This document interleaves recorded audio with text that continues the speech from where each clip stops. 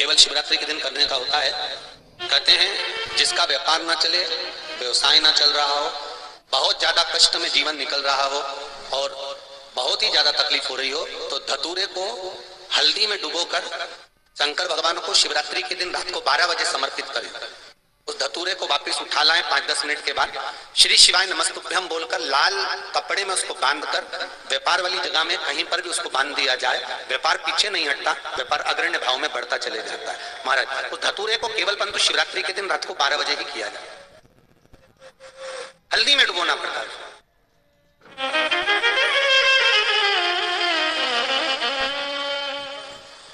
यही प्रमाण एक क्रम में और है महाराज। लिंग पुराण कहती है, मान लो किसी व्यक्ति को कोई एक भारी बीमारी हो गई, बड़ा रोग हो गया और वो रोग डॉक्टर कह रहा है कि ये ठीक नहीं होना है, बहुत तकलीफ उसमें है और कष्ट ही कष्ट है, वो ठीक नहीं हो रहा, दवाइयां लग रही, गोलियां खा रहे हैं। तो महाराज उसका भी वर्णन है। 7 धतूरे, कितने धतूरे लेना है? 7 धतूरे। कोई सी भी शिवरात्रि से मतलब महीने में एक बार शिवरात्रि आती है, प्रत्येक महीने आती है। किसी भी शिवरात्रि के दिन 7 धतूरे लेकर एक धतूरे में मौली, लच्छा, नाड़ा लपेटकर चंद्रमौली भगवान का स्मरण कर उस मौली को लपेटकर 6 धतूरे में हल्दी लगाकर शंकर भगवान की जो जलाधारी है, जलाधारी में आपको पहले भी वर्णन किया है, शंकर भगवान का ये शिवलिंग है, ये जलाधारी है, ये भगवान का जल निकलने का स्त्रोत, चरणारविंद का भाव। शिवलिंग जहां रखा हुआ है, ये पार्वती जी का हस्त कमल, जो ये गोल भाग है, ये पार्वती का हस्त कमल, जहां शिवलिंग रखा है। जहां से जल नीचे गिरता है उसके सीधे भाग में श्री गणेश जी महाराज का स्थान है, उसके उल्टे भाग में श्री कार्तिकेय जी का स्थान है। जलाधारी के सामने एक मोटी सी लाइन होती है, कहीं सांप बना होता है, कहीं स्थान बना होता है। जो मोटी सी लाइन है, ये शंकर भगवान की सबसे छोटी लड़की अशोक सुंदरी का स्थान है। जलाधारी के ऊपर जो 3 टेकी लगी है, ये भृगु ऋषि का भृंगी गण का स्थान है।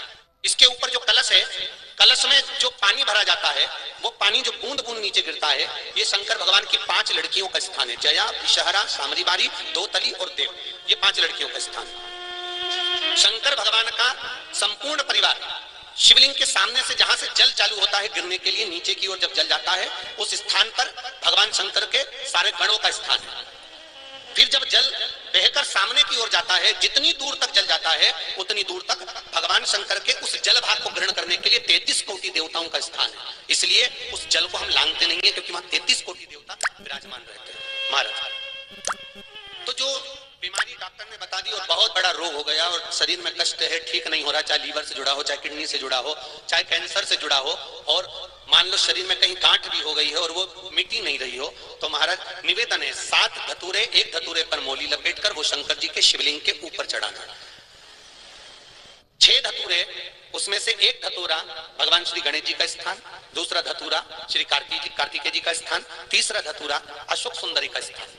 महाराज, शंकर भगवान की जगदम्बा जी के हस्त कमल के ऊपर एक धतूरा।